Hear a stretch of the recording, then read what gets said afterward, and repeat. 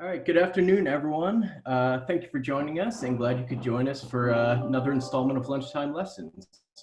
It seems we have a fair amount of new names in here today, so I just want to mention that if you're interested in checking out our future sessions, you can see our events calendar and follow us on social media.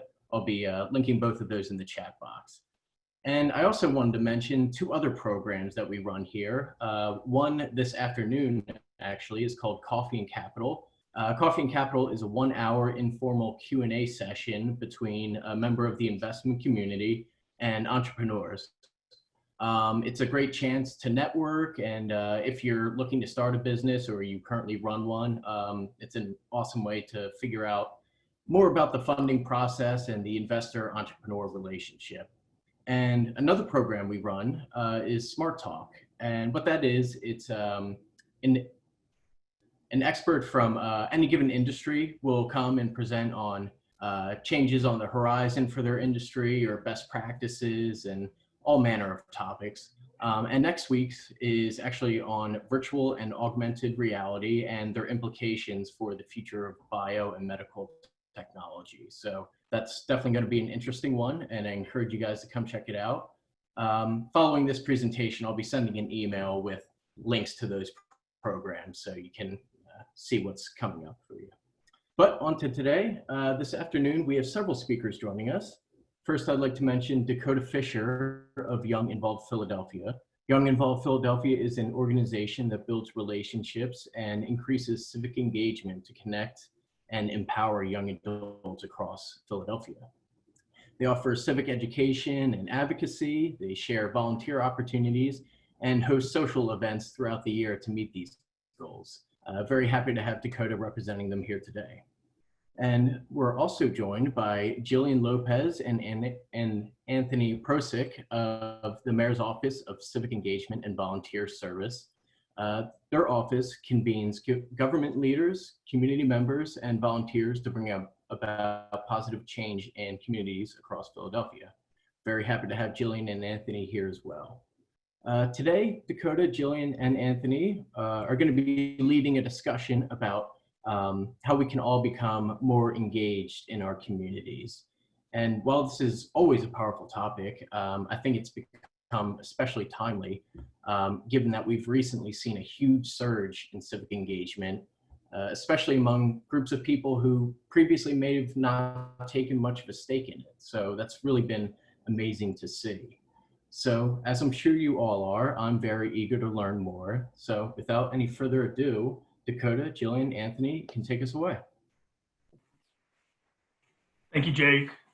As Jake had said, my name is Dakota Fisher, and I am a board member for a nonprofit known as Young Involved Philadelphia. It's also known by many as just YIP. You got to have an acronym in this world, right? Yeah, and we're here to talk to you all about ways to get involved in the city. YIP specifically runs multiple events throughout the year that are geared to getting involved in your neighborhood. Some of our event series are Get Involved Happy Hour, Get Shit Done in Your Neighborhood. Excuse me, you can bleep me out later, Jake, if you need to in the recording. But and two other events we run, two of our staple events that we run every year are State of Young Philly and Board Prep. Those two programs, Board Prep is a comprehensive training program for young professionals interested in serving on nonprofit boards. The program teaches participants how to leverage their leadership skills more effectively and become successful board members through content-rich classes. And then SOYP, State of Young Philly, is an annual event series held in the fall that brings together over 50 organizations and 2,000 young professionals, elected officials, and organizational leaders to examine the current state of Young Philly and ask, what can we do to improve on our beloved city? Yes, we're all here today to try to provide you all, the audience, some resources that'll allow you to become more involved and provide community engagement, civic engagement, and volunteer service opportunities. We will provide you all with some links, and I know Jake had mentioned sending out a follow-up email to participants after this goes on. So I'm going to make sure that YIP's resources, the website, resource for getting in, for contacting us. If you do want to get involved, it's either of those two events I mentioned sound of interest to you. I, as a board member, am also representing the State of Young Philly. I'm a co-chair for that event, and we are very much ramping up in preparation for that event. Doing it virtually will be a challenge, much like many of us are currently challenged with that predicament right now, but we are very much still excited, eager, and engaged, eager to make sure that this event is still productive, resourceful, and engaging for our participants. Before I really open up our discussion, I want to make sure I acknowledge thanks to some of you who have already been able to provide us with answers to our questions, our prompts. That's very helpful in helping us curtail our presentation and the content today. 30 minutes is not a lot of time, so we are going to get rolling. If you haven't had a chance to answer those prompts, feel free to do so now while we're getting into the weeds. And also, if you feel like you haven't gotten a chance to ask us questions during this presentation, our contact information will be provided. Let's keep this conversation going past this 30-minute time window. With that being said, I'm most eager and excited to hear more from Jillian and Anthony. I don't know if any of you have ever had the chance to engage with their office before, the Mayor's Office of Civic Engagement and Volunteer Service, but they are so content rich in opportunities in the city and in around the city. And I'm very much just excited to have these two on with me to talk about what we can be doing right now. So I'm going to turn it over to Anthony and Jillian, and we're going to have us a conversation. Feel free to join us in this conversation today as we go forward. Thanks.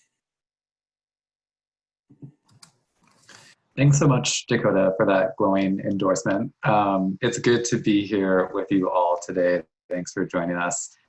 Before I introduce myself and introduce the office, I just wanted to mention that when my colleague Jillian introduces herself, I'm going to throw in the chat a resource guide that we've put together for this conversation. So we're going to talk about a bunch of different things today. And we have included this resource guide for relevant links that we're going to mention. So if you're interested in any of these opportunities that we talk about, you can find more information in that resource guide that I'll throw in the chat soon. So my name is Anthony Procik. I use they, them pronouns. I'm the Civic Engagement Manager in the Mayor's Office of Civic Engagement and Volunteer Service.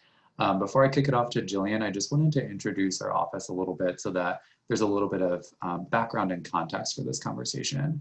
So our office's mission is we are committed to reducing barriers, increasing knowledge, and expanding capacity to promote active participation among Philadelphians so that everyone is empowered to create lasting positive change. So that's lofty, right? That's big. So the way in which we do that is through a lot of different ways or a lot of different avenues. And the way that we kind of structure our work or think about it internally in our office is through like levels of engagement. So if we're thinking about the lowest level of engagement being someone's like one-off volunteer opportunity, we've got a volunteer engagement team in our office that works on those types of programs, and Jillian's going to talk about that in a minute.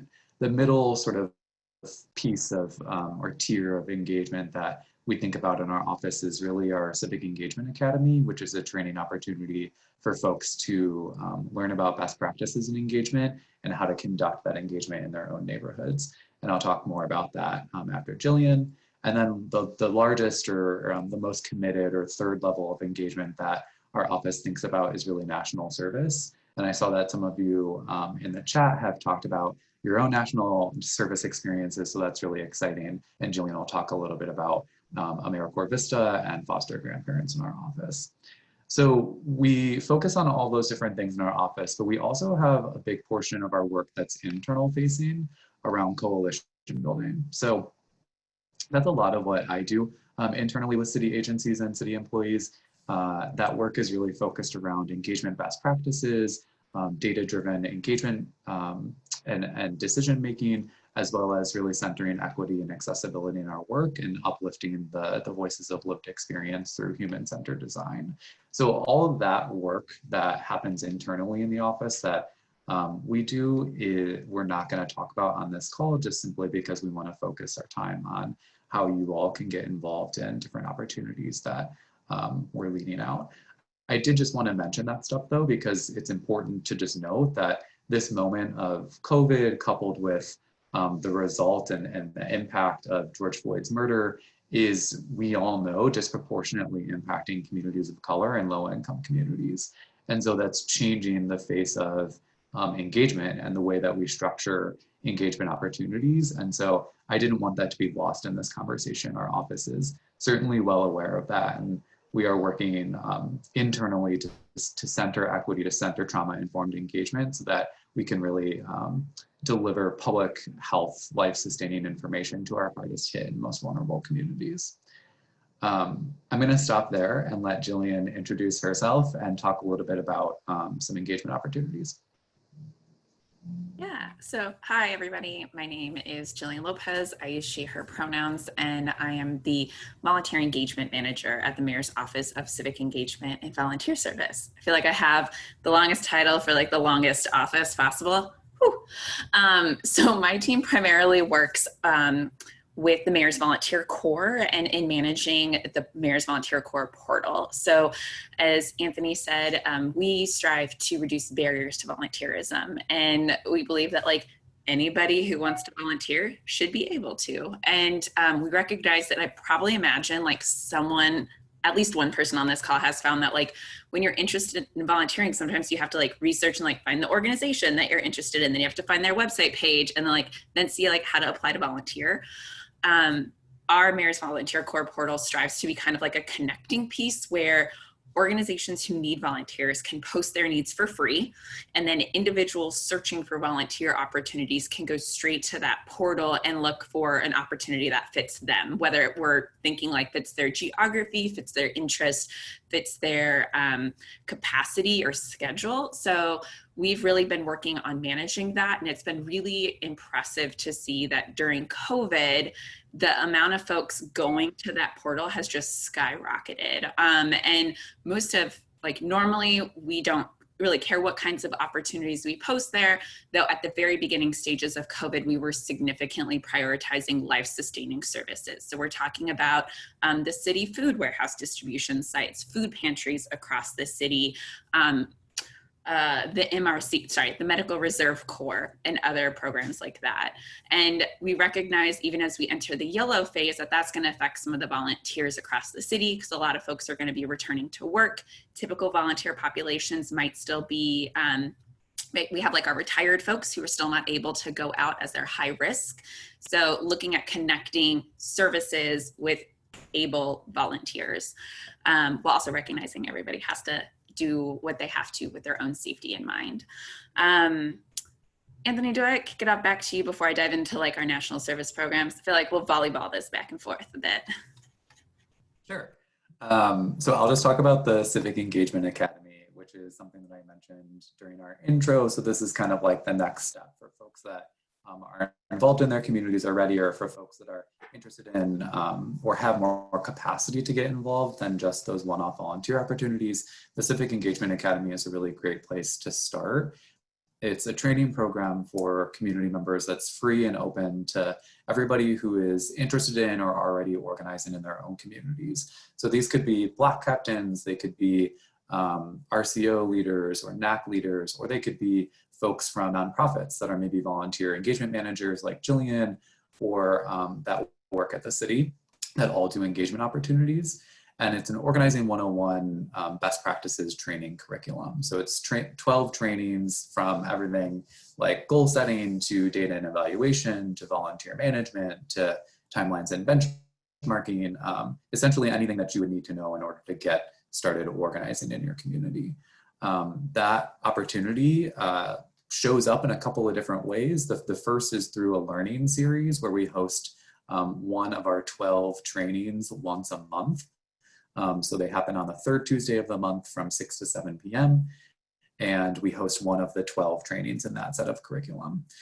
We also host a CEA in a day biannually in the spring and in the fall, where we host all 12 of our trainings, and community members have the opportunity to choose up to 4 trainings to attend that day. So they can kind of move through a track where the curriculum is connected to one another, and we tell sort of a fuller story about the training content. And then we also work with groups on request trainings. So we work with city agencies as well as grassroots networks and organizations to deliver trainings directly to their teams based on, you know, the exact type of information that they're looking for. A link to both the volunteer stuff that Jillian talked about and the CEA information is in that resource guide that I just threw in the chat. Jillian, do you want to talk about national service?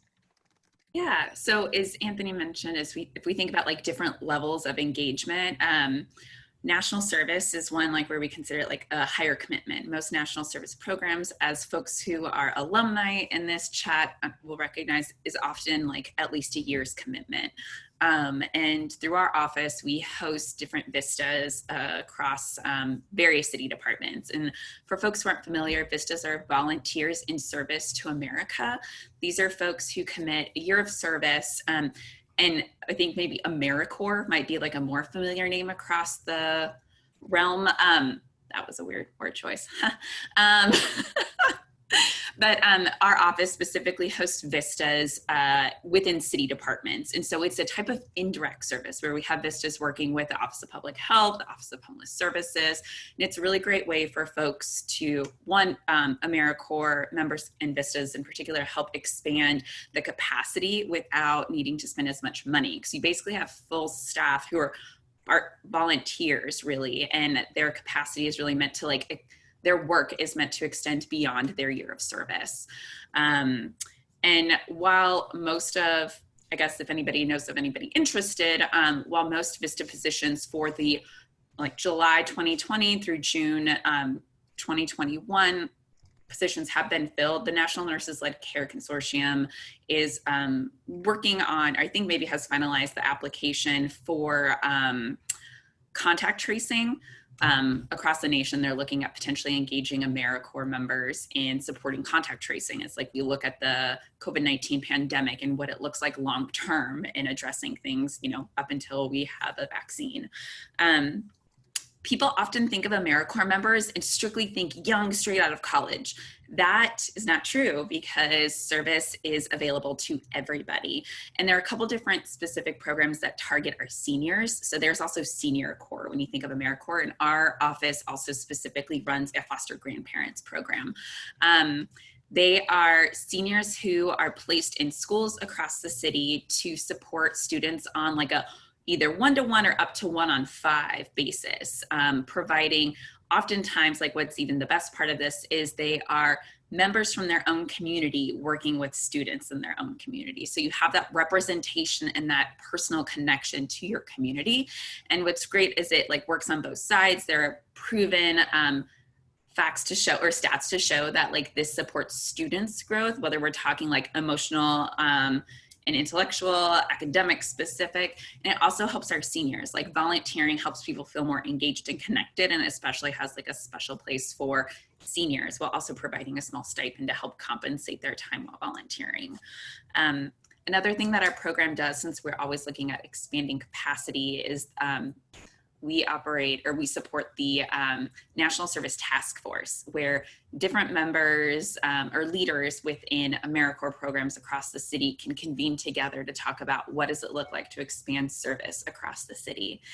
And recently, the Philadelphia AmeriCorps alumni chapter has come back together, and the board has just been started getting together virtually, obviously, and they'll be hosting their first event this week. And they're really hoping to, you know, for those of you who are interested, I don't remember if we shared, I think we shared the link on the resource sheet, but if not, I'll be sure to share it. But if you're interested in connecting with other AmeriCorps alums, the idea is like, you know, how do you continue that like essence of service after your year of service? Because I think as everybody who's put in the chat today, people are interested in service, and that doesn't always have to be this high level commitment of like a year of dedicated service. Volunteer and civic engagement looks different depending on like where you are, and all of it's valid and great. And part of the engagement piece is also just kind of like knowing what's going on. And in the resource link that Anthony shared, we also have access to the different newsletters through the Office of Public Engagement, which is where I'm going to toss it back to Anthony to talk about the Office of Public Engagement. Yeah, thanks. I don't want to take up too much more time because I want to get to questions if folks have it. But we in the Mayor's Office of Civic Engagement and Volunteer Service sit within a larger department called the Mayor's Office of Public Engagement. And so our office is just one office within that public engagement space.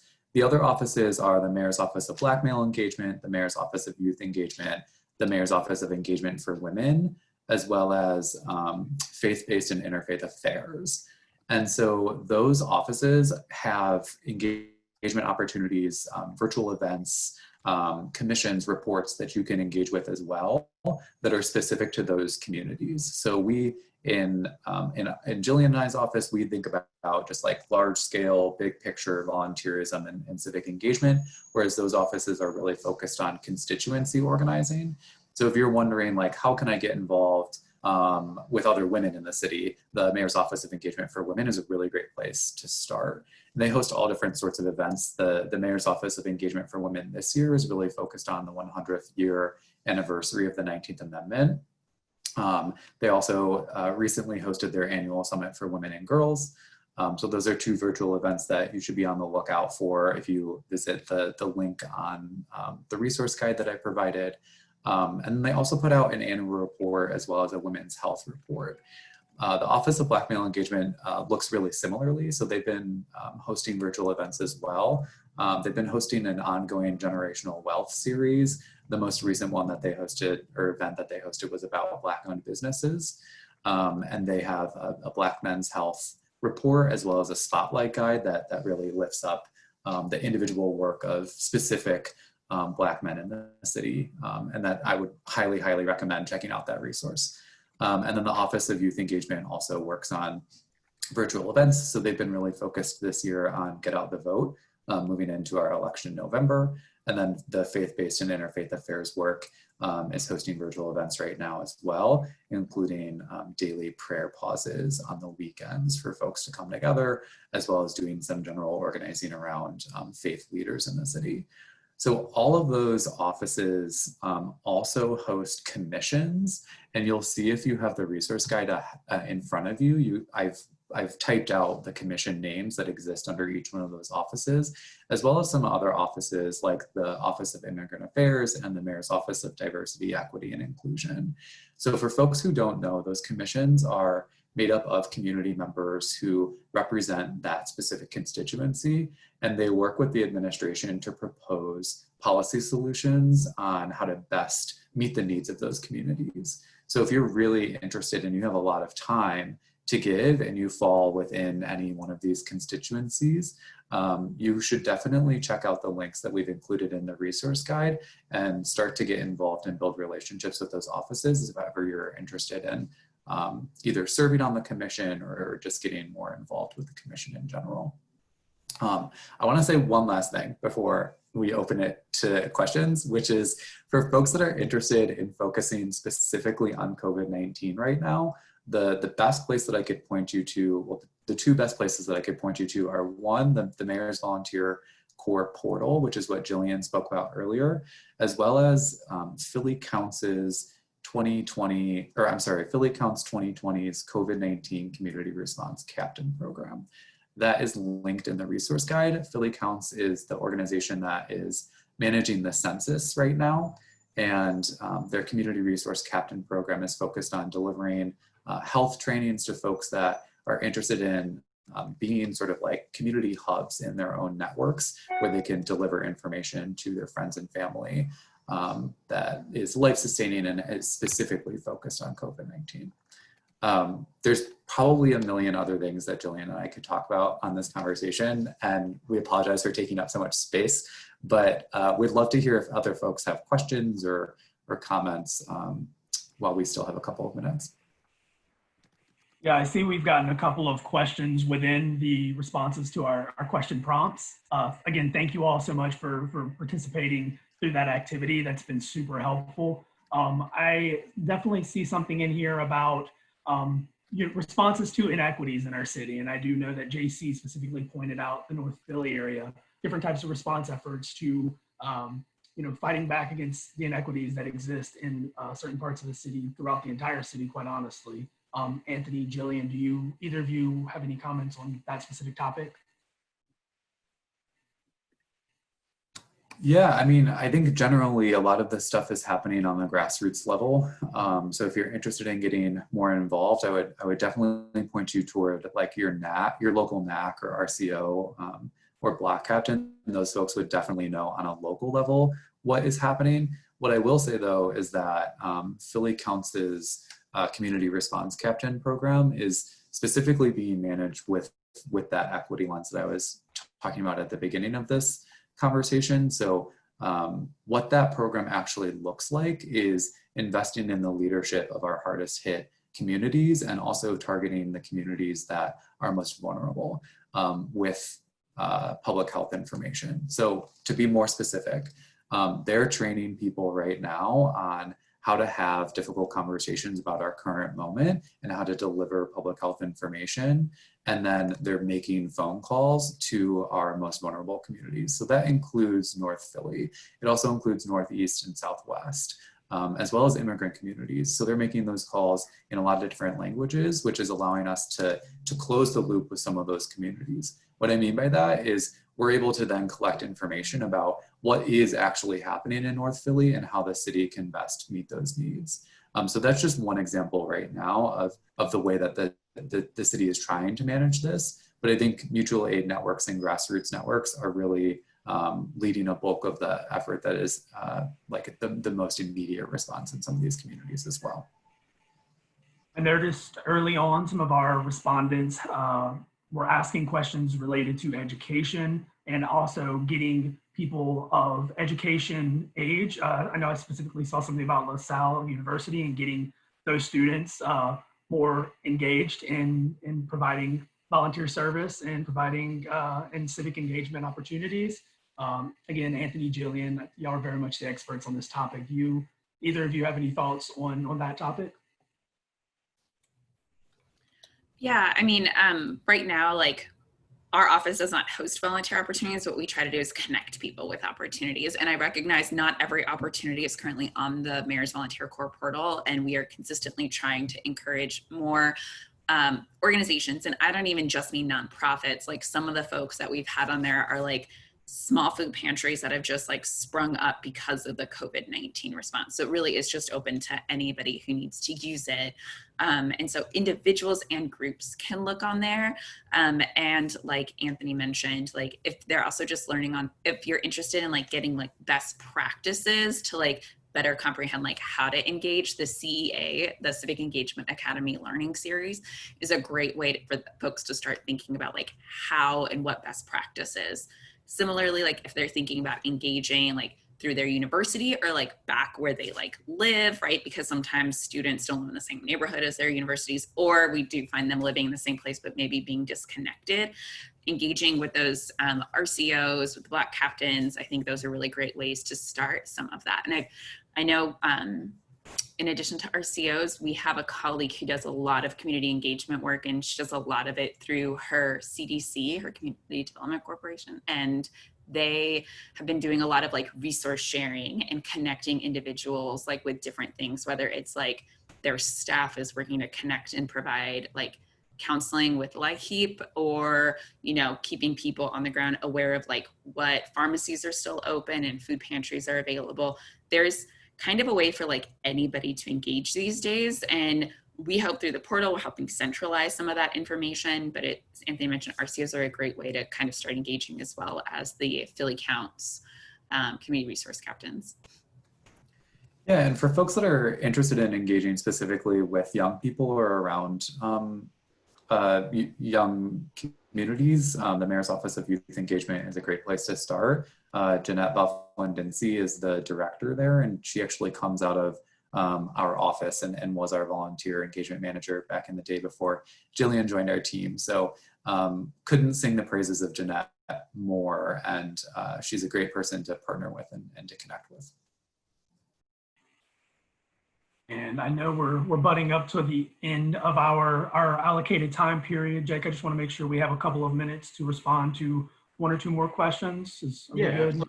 Yeah. All right, great. I also noticed a question that came from, I believe, Drew, and also maybe more so just a comment. Drew mentions that they're trying to just become more engaged as a citizen in general. Drew provides a variety of strengths and specifically works in engineering, has been involved with Rebuilding Together Philadelphia, and has also done work on environmental awareness and sustainability. Environmental and sustainability, that's a big topic right now. Jillian and Anthony, do you all have any thoughts on best ways to get involved, whether it's specific to those different types of fields?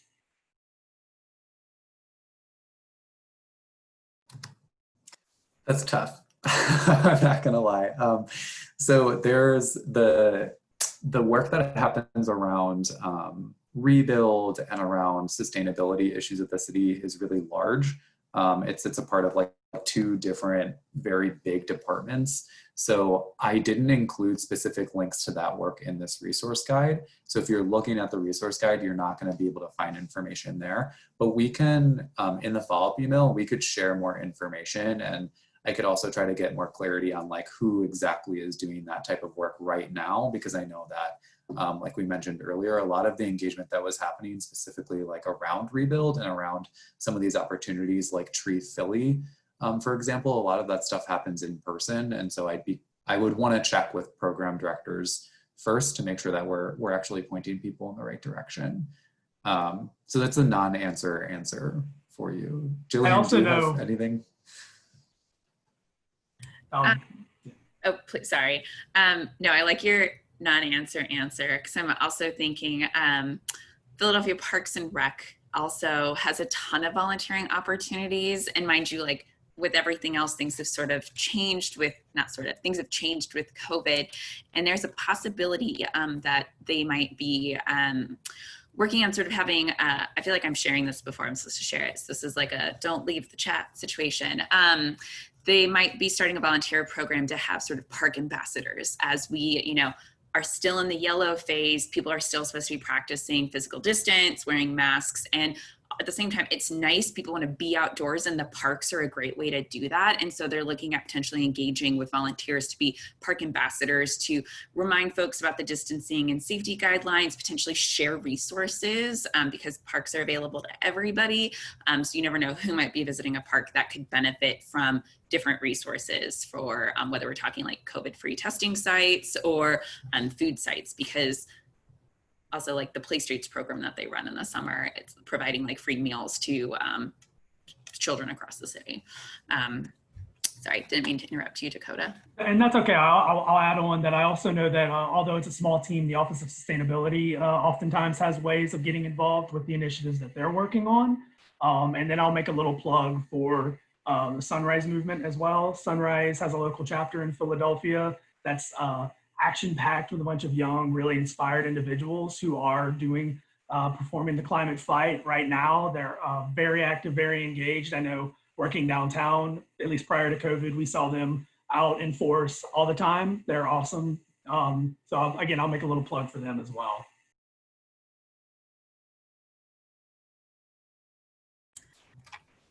And I see Afia's question about opportunities to address healthcare inequities. And I feel like, and welcome Anthony's rebuttal here, but unfortunately, like I am not personally super aware. I know that the Department of Public Health has been trying to respond to things as quickly as possible, and that the best way to engage like volunteer wise, like on an ongoing basis, including right now, is with the Philadelphia Medical Reserve Corps. Not everybody has to have like a background in health or medicine to engage, but it is like the sort of like centralized hub for any sort of medical related service, especially at this time. They're definitely like out in full force right now. Yeah, I think that's a great suggestion. The 2 other things that I plug in response to that question are the Mayor's Office of Black Male Engagement and the Mayor's Office of Engagement for Women. Both of those offices put out health reports for how women are impacted in the city and how Black men are impacted as it relates to health.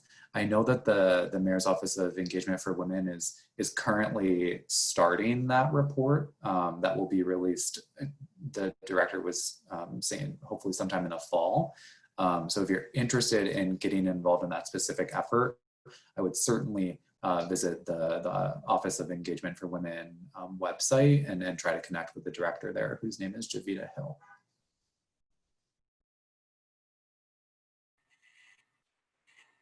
All right, folks, I know we're 5 minutes over right now. I hope this has been helpful for you all. Just before we sign off, I want to offer the opportunity for anyone to ask any more questions. As I had mentioned in the chat box, I have been sure to take down all of the responses you all provided today to ensure that if we did miss anything, we can respond to you personally after the fact. But yes, is there anything else you all would like to ask this panel right now? Again, I'll plug, please, let's keep this conversation going. It doesn't have to stop when this Zoom chat stops today. But yes, again, the floor is open for a few more minutes before we all sign off.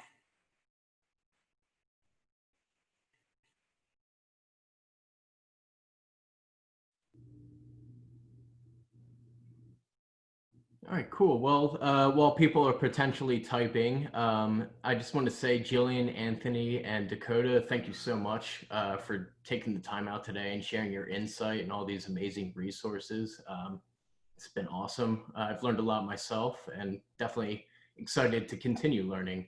And thank you everyone for coming out. This has been awesome. It's great to see so much participation in here, and it's super encouraging to see this many people eager to get involved in their communities. So just thankful for everyone joining today.